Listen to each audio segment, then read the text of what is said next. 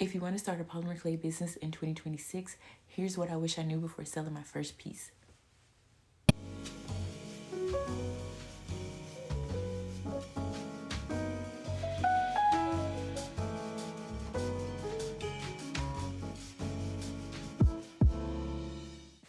Hi, I'm Cherie from With Love Cherie, and I run a small polymer clay business out of my bedroom. So you probably already dabbled with polymer clay. Maybe you've been experienced for quite some time, and you want to take the leap from hobby to small business. So the first thing I would tell you to decide is, what are you going to sell? Like, what are you going to make?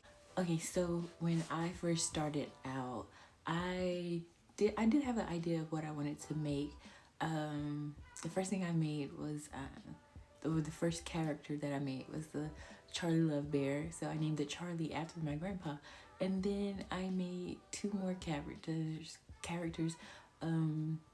Percy Pig and Zoe Bunny after my little niece. The fall season was coming up and I wanted to hop on the fall trend. So I just made all of my characters into like fall themed characters. And then I also made like a few other things. I made earrings and like pumpkin earrings, which no one bought. No, not one single person bought those pumpkin earrings, which I for sure thought that those would be like #1 seller, but that was not the case. Then it got to the point where I was just trying to make any and everything, like pretty much just any random thing, just making it just to make it. And now I wish I would not have done that, because now I have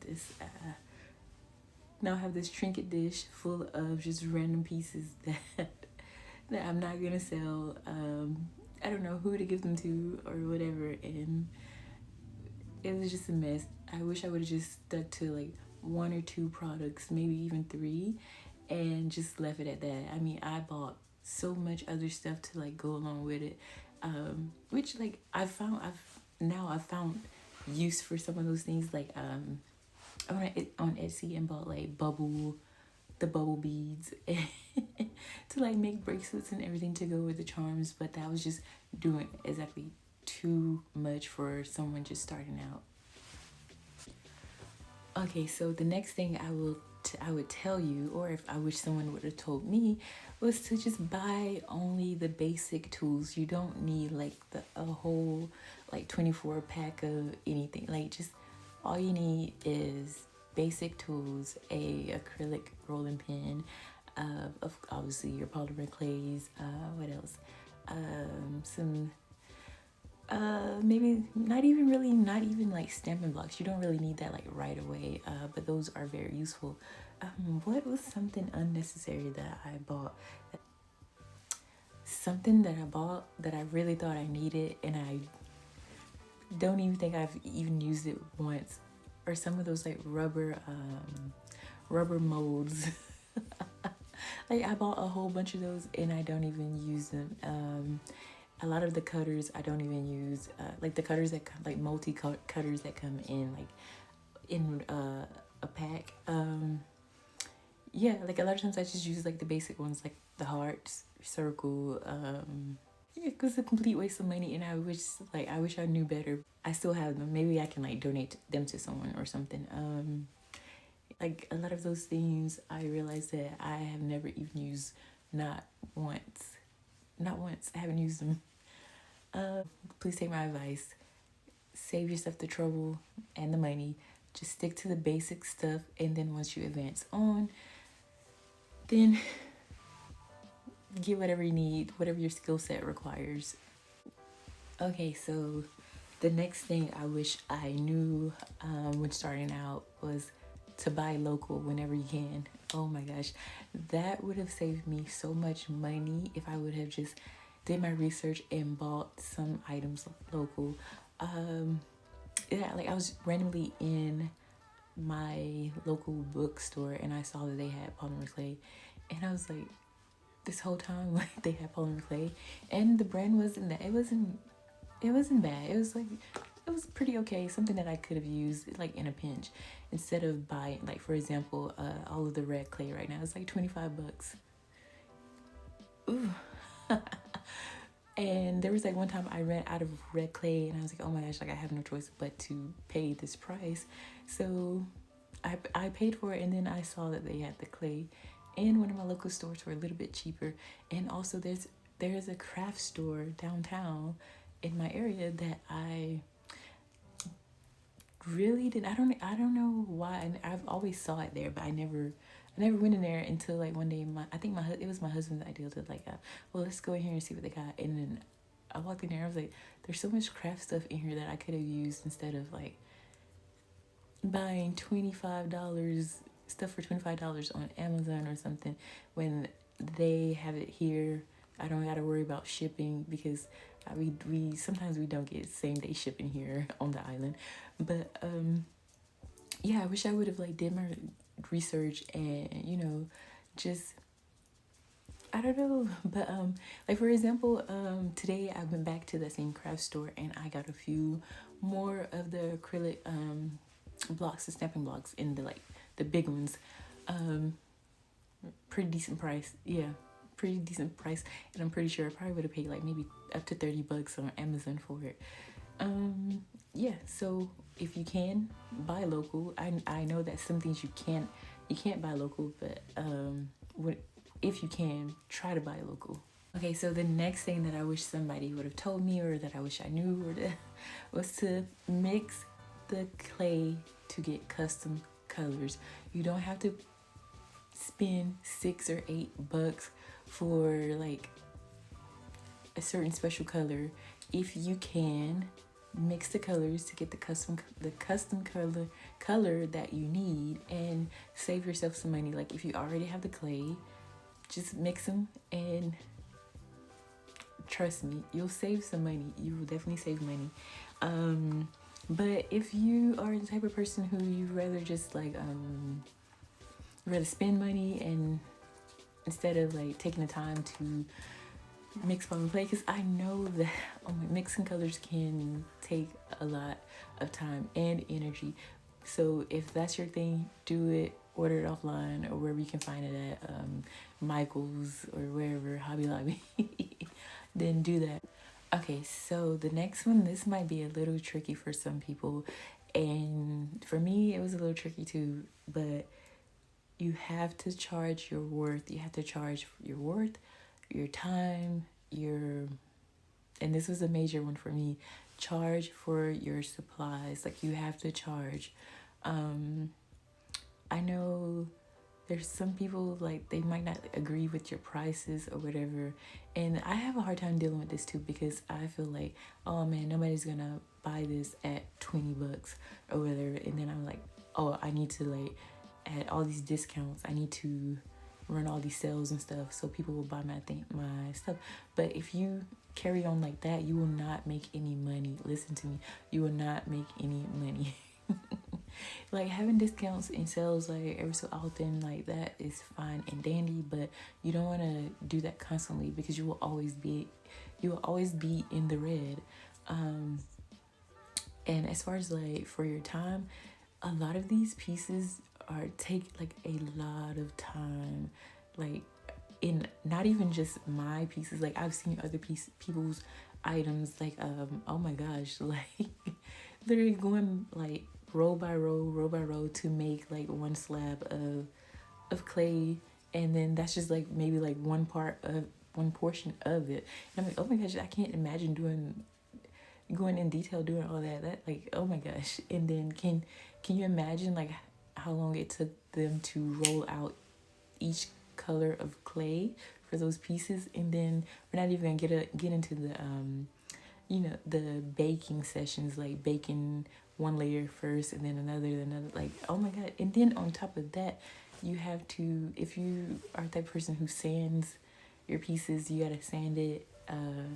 Then on top of that, you have to glaze it, cure them. Like it's just so much that goes into making these pieces to ensure that they look very, very nice and that they are very durable over time. So you need to account for that when you are setting up your prices. Like how much clay does it take to make this piece? Like what is the price of the clay? Like you need to calculate all of that into coming figuring out what your price is. Okay, so the next thing is, do you need a website? And ooh, I honestly, I don't really know how to answer this question, but I will say this. Okay, so I sell my items on Etsy, and I also have a website, but I don't get any traffic to my website. But if you're someone who can get a lot of traffic to your website, I would say sell on your website. And if you're just someone who you would like for Etsy or any other platform, I'm just saying Etsy because that's what I use. If you want Etsy to do the legwork and to generate all the traffic to your shop, then do that. But what comes with that is sometimes sometimes when you're on Etsy, like you have to make sure that you're putting the correct wording and stuff for the titles. I don't know what it's called, SOE. I don't know what it's called, but you want to make sure you're putting the wording just right so that way your items get visibility on Etsy. Because you have to, so like I'll use one of my items for example. So my Fataroom Korean fat macaroni inspired ring holders, I haven't got any traffic. So I think I originally listed it as So I originally listed them as heart-shaped Fataroom ring holders, Korean, like something like really, really long and unnecessary. For one, like nobody really knows what a Fataroom ring holder is. No one is going on Etsy and typing in Fataroom ring holders. So I had to, like, okay, let me go back on here and maybe like switch up this title a little bit and put heart-shaped ring holders. And then I just went and I put the other tags on there.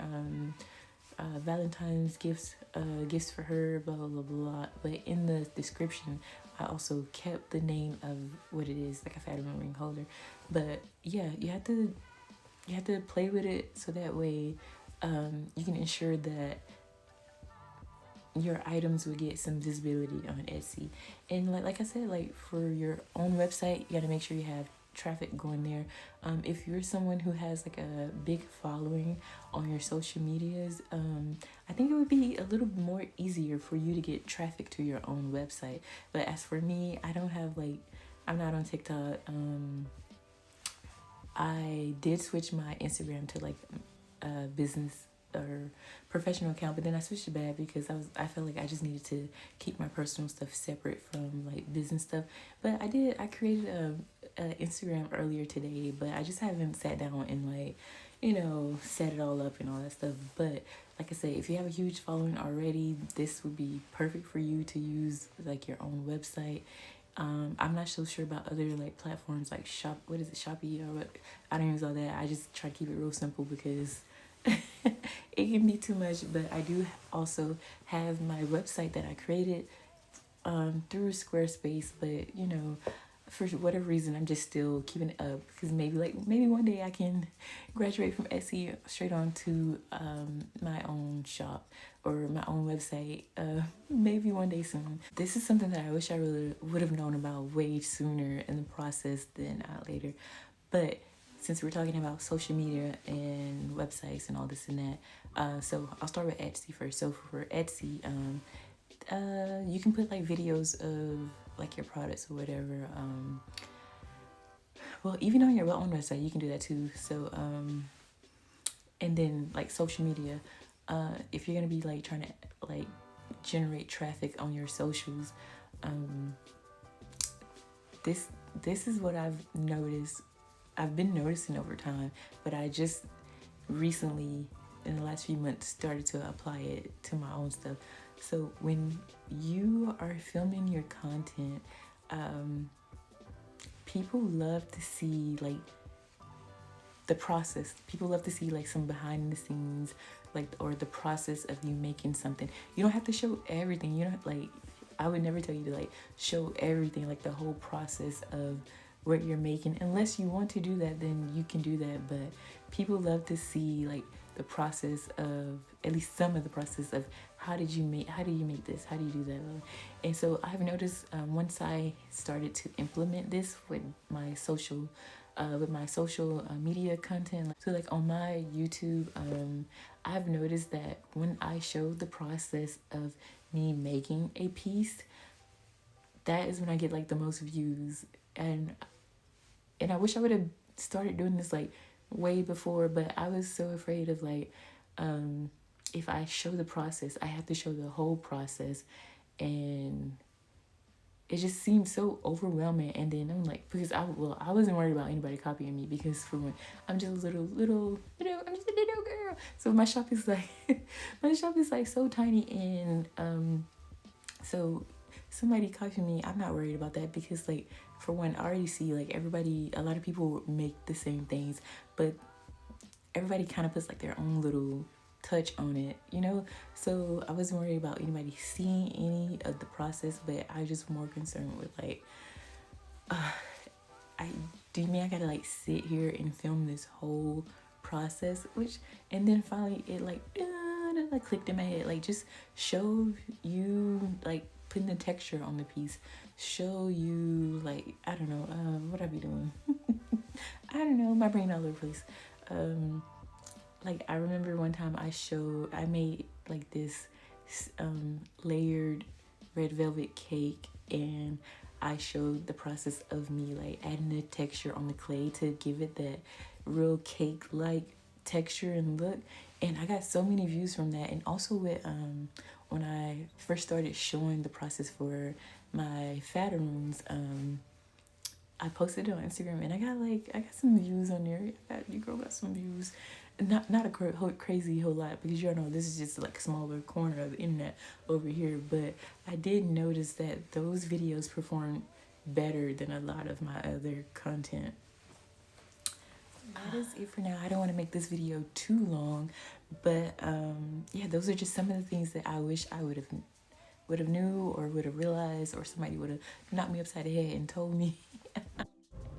Hi guys, this is Editing Cherie, and I just wanted to come on here real quick and just tell you that I did not include any of the clips talking about LLCs, EINs, or business banking, because that can be like its own separate video in itself. So for the sake of not making this video too long, I did not want to include that. Yeah, like for me, like I'm still learning as I go, so I felt like this would be like the perfect opportunity to tell people what I've been, like some things that I ran into or had to realize along the way. And yeah, and so if this helped you in any way, feel free to subscribe.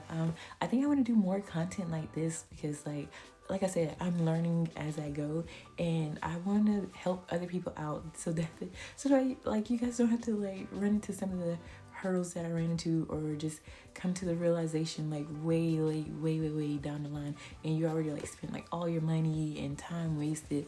So yeah, subscribe, comment down below if you have any questions about like this whole process, from where I started, why I started, and all this and that. So, but I will see you guys in the next video, and I hope you have a blessed and amazing day.